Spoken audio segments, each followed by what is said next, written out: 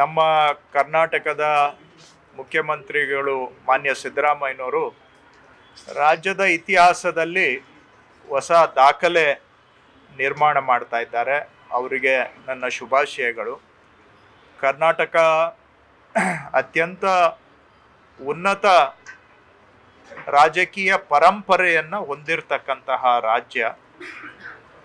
ಇಡೀ ದೇಶಕ್ಕೆ ಮಾದರಿ ಮುಖ್ಯಮಂತ್ರಿಗಳನ್ನು, ಮಾದರಿ ಆಡಳಿತವನ್ನು ಕೊಟ್ಟಿರುವಂಥ ರಾಜ್ಯ ಕರ್ನಾಟಕ ಅನ್ನುವಂಥದ್ದು ನಮ್ಮ ಇತಿಹಾಸ, ನಮ್ಮ ಪರಂಪರೆ. ನಾಯಕತ್ವನೂ ಅಷ್ಟೇ, ಆಡಳಿತನೂ ಅಷ್ಟೇ.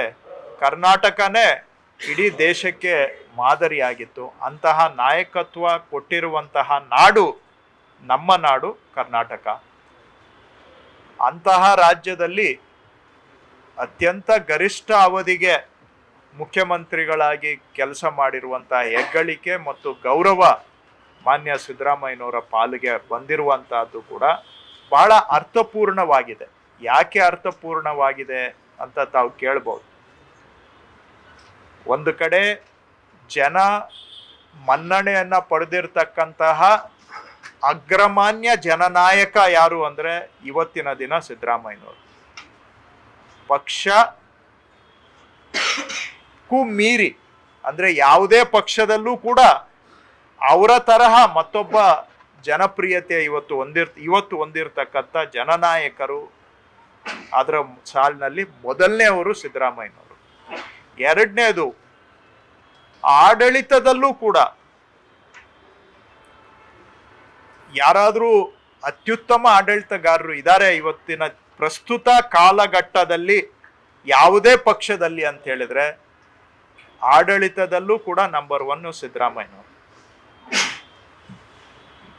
ಆಡಳಿತದಲ್ಲಿ ನಂಬರ್ 1 ಸಿಗ್ತಾರೆ, ಇತಿಹಾಸದಲ್ಲಿ ಜನನಾಯಕತ್ವದಲ್ಲೂ ನಂಬರ್ 1 ಸಿಗ್ತಾರೆ. ಆದರೆ ಇವೆರಡರ ಸಮ್ಮಿಲನ ಸಿದ್ದರಾಮಯ್ಯನವರು. ಅದಕ್ಕಾಗಿ ಅತ್ಯಂತ ದೀರ್ಘಾವಧಿಗೆ ಅವರು ಮುಖ್ಯಮಂತ್ರಿಯಾಗಿ ಕೆಲಸ ಮಾಡಿರ್ತಕ್ಕಂಥದ್ದು ಬಹಳ ಅರ್ಥಪೂರ್ಣ ಅನ್ನುವಂಥದ್ದು ನನ್ನ ಅಭಿಪ್ರಾಯ. ಇವೆರಡು ಕಾಂಬಿನೇಷನ್ ಇದೆಯಲ್ಲ, ಆಡಳಿತ ನಡೆಸೋದು ಒಂದು ಪ್ರತ್ಯೇಕವಾದಂಥ ಒಂದು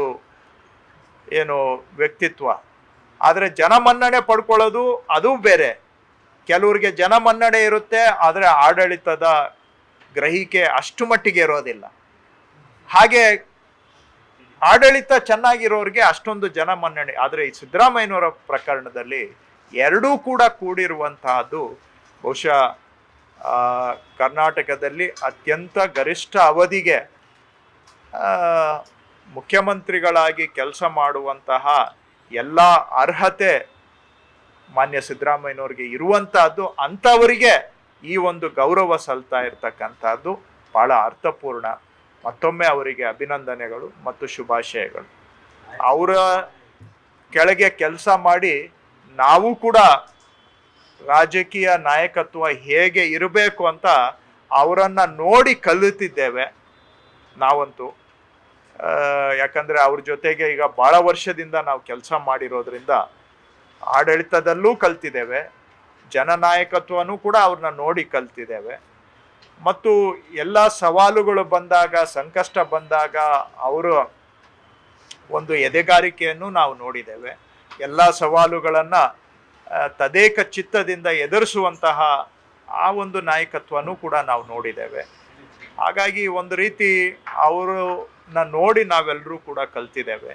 ಇದೇ ರೀತಿಯಲ್ಲಿ ಇನ್ನಷ್ಟು ನಾಯಕರಿಗೆ ಮಾನ್ಯ ಸಿದ್ದರಾಮಯ್ಯನವರ ನಾಯಕತ್ವ ಒಂದು ಸ್ಫೂರ್ತಿ ಆಗಲಿ, ಅದರ ಮುಖಾಂತರ ಅವರ ಒಂದು ಸೇವೆ ಕರ್ನಾಟಕಕ್ಕೆ ಮತ್ತಷ್ಟು ಸಿಗಲಿ ಅಂತ ನಾನು ಆಶಿಸ್ತೇನೆ.